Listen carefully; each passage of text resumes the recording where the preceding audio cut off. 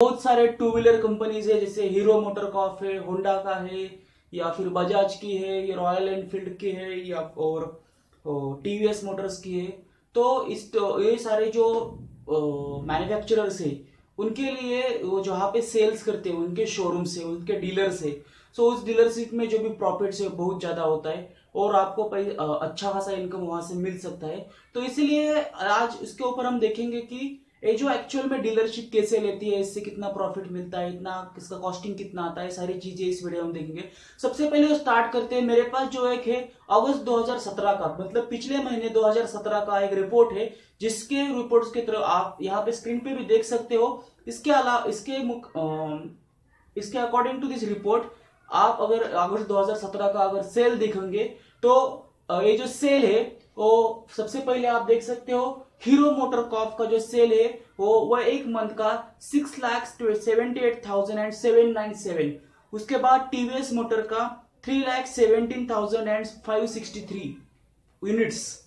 Then Bajaj Motors का 1,71,664 and royal Enfield का 67,997 units. मतलब एक महीने में अगर आप कंसिडर करोगे यहाँ पे हीरो मोटर को, तो एक महीने में अराउंड 6.5 लाख से ज्यादा उनका जो है सेल्स, जो है उनके सारे जो भी हीरो मोटरस्कॉप के जो भी वराइटीज है, वेरिएशंस, बहुत सारे टू व्हीलर्स है, उनका इतना सेल होता है। तो आप देख सकते हो साल भर का तकरीबन अगर 12 महीने का आप देखोगे, तो अराउंड 80 लैक्स जो व्हीकल्स है, टू व्हीलर्स है, वो सेल होती है। तो सबसे पहले आपको ये बात देखनी है कि जो अभी बहुत सारे मैन्युफैक्चरर्स है, उनके बहुत सारे वेरियस डिजाइन है, बहुत सारे टू व्हीलर्स है।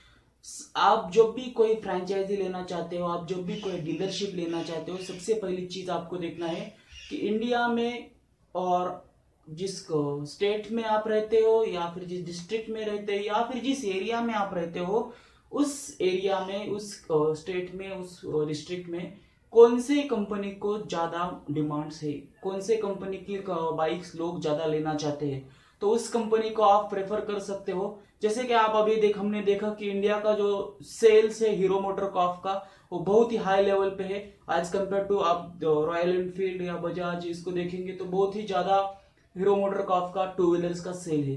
तो आप इसी तरीके से आपको सबसे पहले अगर डीलरशिप लेनी है, तो मार्केट सर्वे करना है। मार्केट सर्वे इस तरीके से करना है कि आपके जिस एरिया में आप अपना नया सर्विसिंग का या फिर डीलरशिप का, अगर आप खुद का शॉप ओपन करना चाहते हो, या फिर तो उस समय आपको ये देखना है कि आपके अराउंड 30 to 40 किलोमीटर्स में कौन से कंपनी के कितना कितना सेल होता है। मतलब पर्टिकुलरली इस कंपनी का कितना सेल होता है, पर्टिकुलरली अनदर हीरो का कितना होता है, बजाज का कितना होता है, टीवीएस का कितना होता है।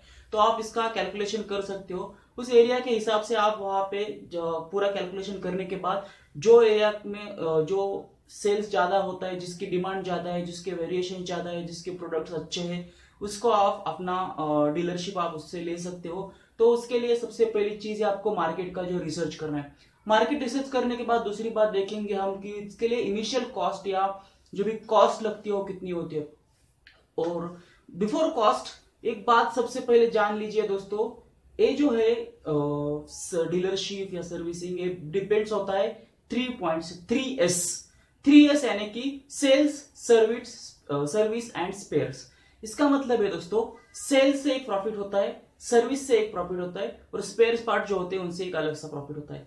इसीलिए आप जब भी कोई डीलरशिप लेना चाहते हो, अभी उसमें भी दो टाइप होते हैं। आप न्यू बाइक का ले सकते हो डीलरशिप, या फिर ओल्ड बाइक का ले सकते हो। तो दोनों में से जो भी डीलरशिप से, दोनों के जो प्रॉफिट परसेंटेज है अलग होते हैं, दोनों के कॉस्टिंग जो है अलग होती है। इसीलिए आप उस तरीके से या फिर आप दोनों एक साथ ले सकते हो, या फिर सिर्फ न्यू बाइक्स का भी ले सकते हो। तो अगर आप कंसिडर कर रहे हो कि दोनों आप ले रहे हो, और आप कंसिडर कर रहे हो कि आपके एरिया में अगर कंसिडर है एक महीने में 3,000 new bikes, suppose 2,000 new bikes sale होती है और 1,000 ओल्ड बाइक्स सेल होती है जो ऑलरेडी यूज्ड है, तो 3,000 बाइक्स अगर आप कंसिडर करते हो, तो उस हिसाब से आपको अपना कितना टोटल कॉस्ट आएगा, टोटल खर्चा कितना आएगा, उसके लिए आप हम अभी देखेंगे।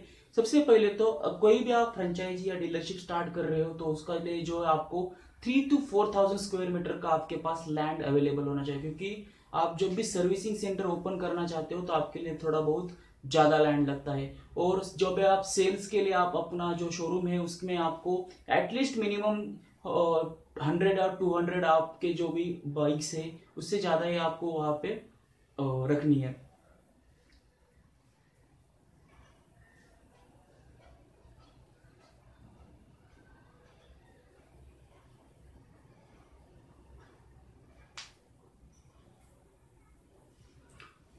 हंड्रेड या 200 बाइक्स आपको यहाँ पे रखने। अगर आप पर्टिकुलरली आपके एरिया का हिसाब करोगे तो बहुत सारे एरियाज में जो जैसे मैंने कैलकुलेशन मैंने देखा है कुछ जगहों पे तो अराउंड 200 या 300 के बीच में एक महीने का सेल उनके टू व्हीलर्स का, बजाज का, हीरो का होता है।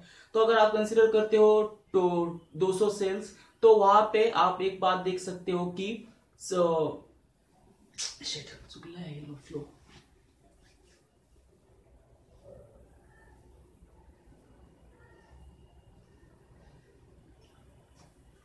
अभी बात हम करेंगे कॉस्टिंग की।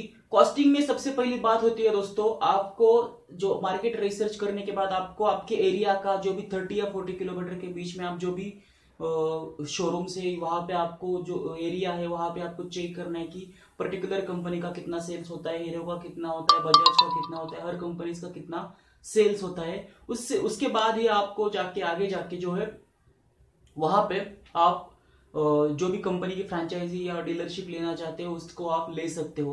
उसके अलावा उसके बाद आपको एक जो इनिशियल इन्वेस्टमेंट जो है लगती है, जो भी कॉस्टिंग लगती है आपको, वो लगती है जो आपको सबसे पहले तो 3 to 4,000 स्क्वायर मीटर का लैंड होना चाहिए। और लैंड डेवलपमेंट के लिए आपको जो भी वहाँ पे शोरूम्स बनाना है उसका जो खर्चा आता है वो टोटल खर्चा लैंड इंक्लूडिंग आपको depends on metro cities variation रहेगा, लेकिन मेट्रो सिटी में आपको 40 to 50 लाख रुपीज आपका एक्सक्लूडिंग आपके जो भी बाइक्स है वो पूरा जो भी इंफ्रास्ट्रक्चर सर्विसिंग के लिए आपको बहुत सारे इक्विपमेंट लगते हैं, तो ये सारे इक्विपमेंट मिला के आपको 40 to 50 लाख रुपए आपके पास होने चाहिए। उसके अलावा आपको इनिशियल इन्वेस्टमेंट करनी पड़ती है आपके जो भी टू व्हीलर्स आप वहां आपके शोरूम में रखना चाहते हो स्टार्ट में उसके लिए।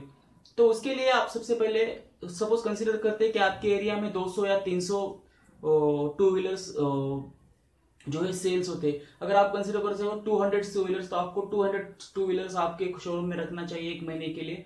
और उस 200 टू व्हीलर्स का आप एक महीने का सपोज एक कंसिडर एवरेज को प्राइस करते हैं 50 लाख रुपीज, तो सॉरी 50,000 रुपीज पर व्हीकल, सो 1 करोड़ रुपीज उसका और ऊपर से 40 लाख रुपीज, तो 1.4 करोड़ रुपीज आपको एक शोरूम के लिए अलॉन्ग विद 200 बाइक्स अगर आपके शोरूम में आप रखते हो तो लगता है।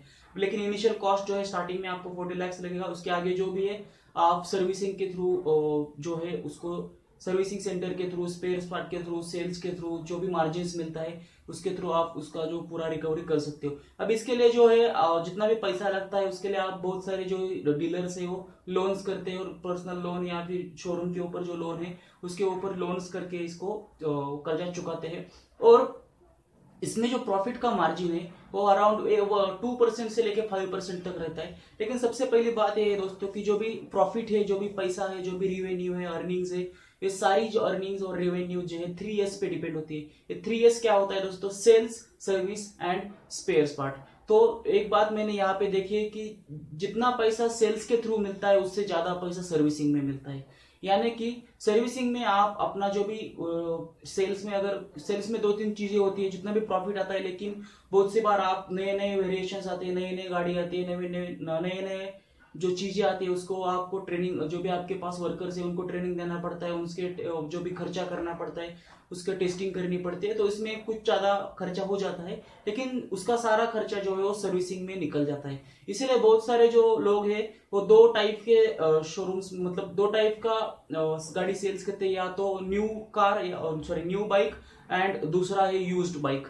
तो दोनों में क्योंकि यूज बाइक में सर्विसिंग का जो कॉस्ट है वो ज्यादा मिलता है, क्योंकि आप जो यूज बाइक में सर्विसिंग ज्यादा लगती है इसीलिए सर्विसिंग का भी आपको पैसा ज्यादा मिलता है। और स्पेयर पार्ट्स अगर आपको नहीं, आपके पास प्रॉपर कंपनी के ओरिजिनल स्पेयर पार्ट है तो बहुत सारे कस्टमर्स का अगर कुछ इश्यू आता है तो आपके यहाँ से वो परचेस कर सकते हैं। तो इस तरीके से आप मिनिमम 40-50 लाख में आप जो है जो टू व्हीलर्स का शोरूम है वो स्टार्ट कर सकते हो और इसके थ्रू बहुत ज्यादा अर्निंग कर सकते हो। इसी सबसे बड़ा प्रॉब्लम ये होता है कि मनी, लेकिन अगर आप इस किसी ना किसी तरीके से लोन करके या अगर इसको जमा कर पाते हो और आप सेल सर्विसिंग और स्पेयर्स का बिजनेस स्टार्ट करते हो तो आगे जाके आपको बहुत अच्छा खासा बहुत अच्छा खासा रेवेन्यू 100% मिलेगा। तो इस तरीके से वीडियो आप अगर आपको देखना चाहिए देखना होगा तो मेरे चैनल को प्लीज सब्सक्राइब कीजिएगा। अगले वीडियो में हम देखेंगे कि कार का डीलरशिप कैसे लेना है।